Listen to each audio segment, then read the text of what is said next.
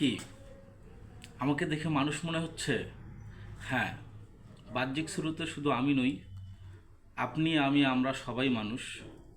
কিন্তু প্রকৃত আত্মার শুরুতে মানুষ কিনা এটা আমাদেরকে জানতে হবে।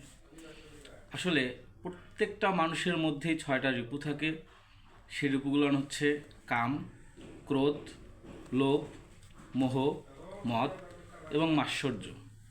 এই 6টা রিপুকে যদি আমরা ধ্বংস করতে না পারি, আসলে যতক্ষণ পর্যন্ত ধ্বংস হবে না, করতে পারবো না, ততক্ষণ পর্যন্ত আসলে বাহ্যিক শুরুতে শুধু মানুষই মনে হবে, কিন্তু প্রকৃত আত্মার শুরুতে নিজেকে মানুষ বলা যাবে না।